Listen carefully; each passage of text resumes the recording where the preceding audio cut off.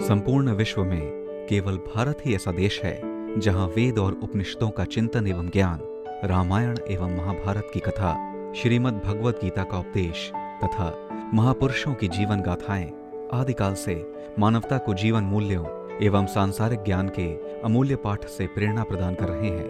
ये कहना अतिशयोक्ति नहीं होगा कि भारत ने वेद, उपनिषद, महाकाव्यों के माध्यम से संपूर्ण जगत को बहुमूल्य निधि प्रदान की है। संसार के प्राचीनतम एवं पवित्रतम धर्म ग्रंथ वेद ने जीवन उपयोगी हर क्षेत्र में मनुष्य को ज्ञान और नीति की वर्षा से सिंचित किया है। सनातन संस्कृति की अनमोल धरोहर होने के साथ ही साथ वेद विश्व साहित्य में भी उत्कृष्ट कृति के रूप में गौरवान्वित है। ज्ञान का ग्रंथ वेद ब्रह्मांड से लेकर जीव, इतिहास से लेकर भूगोल, विज्ञान से लेकर विश्वास, सभी विधाओं में मनुष्य की ज्ञान प्राप्ति का अद्भुत संयोजन है। ईश्वर द्वारा ऋषियों को सुनाया गया अपौरुषेय वेद 4 भागों में विभाजित है: ऋग्वेद, यजुर्वेद, सामवेद एवं अथर्ववेद।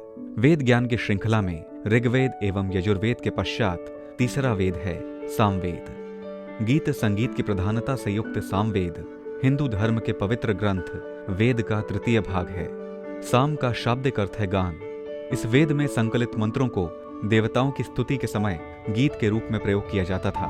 चारों वेदों में लघुतम सामवेद अत्यधिक रूप से ऋग्वेद से संबंधित है।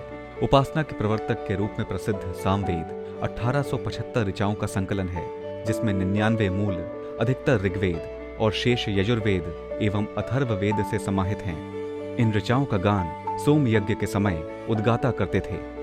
3 वेदों के सारांश एवं नूतन स्तुतियों से सुसज्जित सामवेद आकार में लघु परंतु प्रतिष्ठा में अग्रणी है।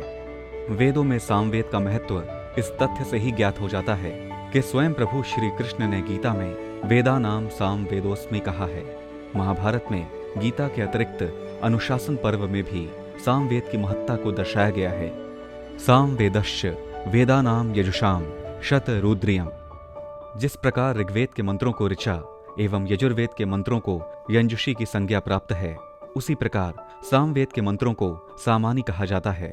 सामवेद में ऐसे मंत्रों का समावेश है जिनसे यह प्रमाणित होता है कि वैदिक ऋषियों को ऐसे वैज्ञानिक तथ्यों का ज्ञान था जिनका ज्ञान आधुनिक वैज्ञानिकों को सहस्त्राब्दियों पश्चात प्राप्त हो सका है।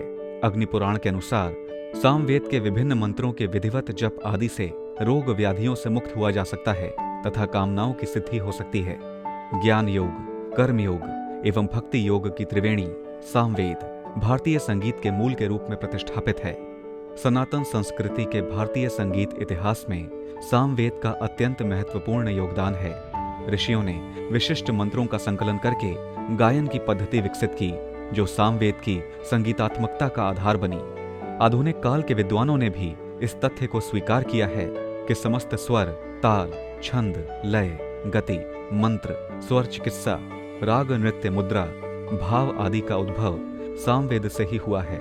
नारदीय शिक्षा ग्रंथ में सामवेद की गायन पद्धति का वर्णन मिलता है, जो आधुनिक हिंदुस्तानी और कर्नाटक संगीत में सारे गामा पाधा नीसा स्वरों के क्रम में बद्ध है।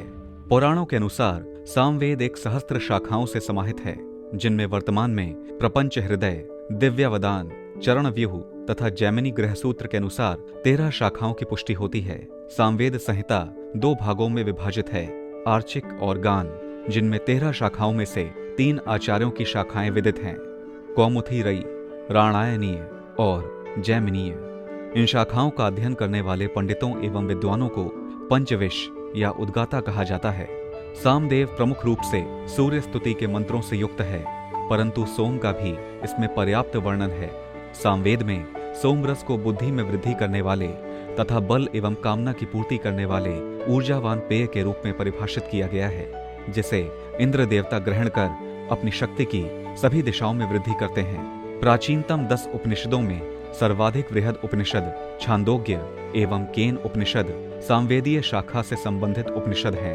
भारत ही नहीं अपितु संपूर्ण संसार में कला, साहित्य, गीत एवं संगीत की प्रधानता तथा लोकप्रियता के कारण सामवेद आज भी पूर्णतः प्रासंगिक है एवं मानव मात्र के लिए अमूल्य निधि के रूप में सुशोभित है।